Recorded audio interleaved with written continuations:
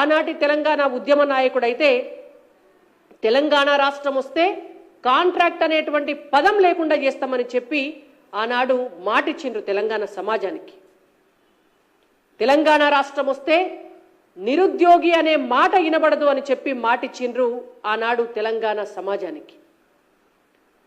ఒక pen paper ఉంటే చాలు, స్వరాష్ట్రం ఏర్పడితే ఒక్క పూటల సర్వీస్ రూల్స్ మార్చి ఉద్యోగుల భవిష్యత్తు బ్రహ్మాండంగా చేస్తామని మాటిచ్చిండ్రు ఆనాటి ఉద్యమ నాయకుడు కేసీఆర్ గారు తెలంగాణ సమాజానికి. కానీ తెలంగాణ రాష్ట్రం వచ్చినాక ఏమైంది అంటే, తెలంగాణ రాష్ట్రం వచ్చినాక నిరుద్యోగులకు ఉద్యోగాలు రాలే. ఆనాటి 10 ఏళ్లల్లా ఒక్కనాడు జాబ్ క్యాలెండర్ రిలీజ్ కాలే.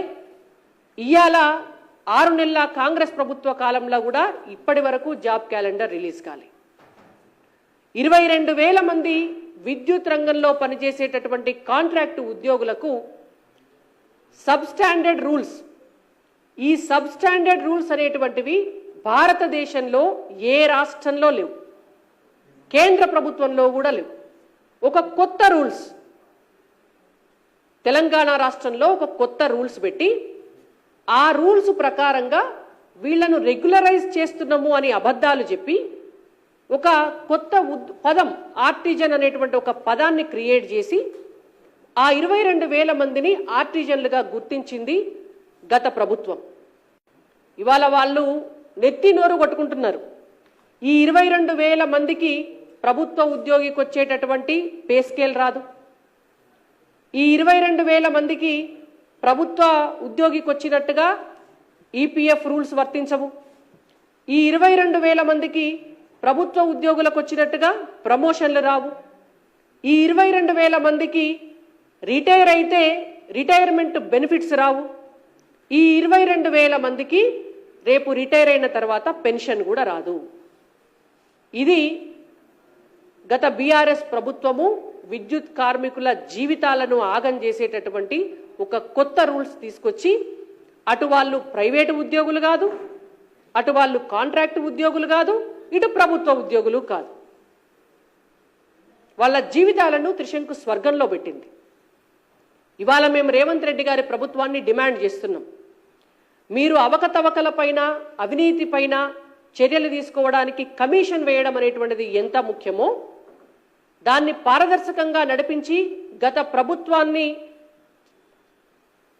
ప్రభుత్వం వల్ల నష్టపోయినటువంటి డబ్బును రికవరీ చేస్తారా, వాళ్లకు శిక్ష పడేలాగా చేస్తారా, అవన్నీ చేయటం అనేటువంటిది ఎంత ముఖ్యమో ఇవాళ తెలంగాణలో ఉన్నటువంటి ఈ 22,000 మంది విద్యుత్ కార్మికుల భవిష్యత్తు, వాళ్ళ ఉద్యోగాలను రెగ్యులరైజ్ చేయటం కూడా అంతే ముఖ్యం. కాబట్టి మీరు వీళ్ళందరినీ కూడా రెగ్యులరైజ్ చేసే దిశగా ఆలోచించాలని చెప్పి మేము రేవంత్ రెడ్డి గారిని అలాగే విద్యుత్ శాఖ మంత్రి గారిని కూడా డిమాండ్ చేస్తున్నాం.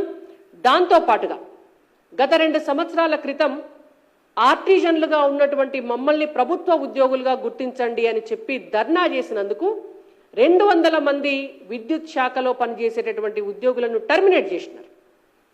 టర్మినేట్ చేసి మళ్ళా తీసుకొని వాళ్ళను ఒక 200 కిలోమీటర్ల దూరాన వాళ్ళు పనిచేస్తున్న చోటు కంటే బదిలీ చేసి వాళ్ళ కుటుంబాలను వదిలేసిపోయి పనిచేసేటటువంటి పరిస్థితి కల్పించి, ఇది మీ పరిస్థితి, ప్రభుత్వాన్ని ప్రశ్నిస్తే మేమిట్లా శిక్షిస్తాం మిమ్మల్ని అని చెప్పి ఉద్యోగుల పైన కొరడా జుల్పించింది గత ప్రభుత్వం. ఇవాళ ఆ ఉద్యోగులందరికీ కూడా, ఆ 200 మంది ఉద్యోగులకు కూడా మళ్ళీ వాళ్ళ స్వస్థలాలకు, వాళ్ళు గతం నుంచి పనిచేసినటువంటి చోటుకు బదిలీ చేసే విధంగా కూడా రేవంత్ రెడ్డి గారు చర్యలు తీసుకోవాలని చెప్పి డిమాండ్ చేస్తూ, విద్యుత్ రంగ కార్మికులతో పాటు విద్యుత్ శాఖలో జరుగుతున్నటువంటి అవినీతిపై మీరేసినటువంటి కమిషను, దాని తదనంతర తీసుకోబోయేటటువంటి చర్యలు కూడా కేవలం రాజకీయాల కోసం కాకుండా ఇవాళ విద్యుత్ కార్మికుల జీవితాల్లో వెలుగులు నింపాలి. అలాగే తెలంగాణ రాష్ట్రంలో ఆస్తుల కంటే అప్పులు ఎక్కువైనటువంటి విద్యుత్ శాఖను గాడిన పెట్టే దిశగా నిజమైనటువంటి చర్యలు తీసుకోవాలని చెప్పి రేవంత్ రెడ్డి గారిని భారతీయ జనతా పార్టీ తరపున డిమాండ్ చేస్తున్నాం.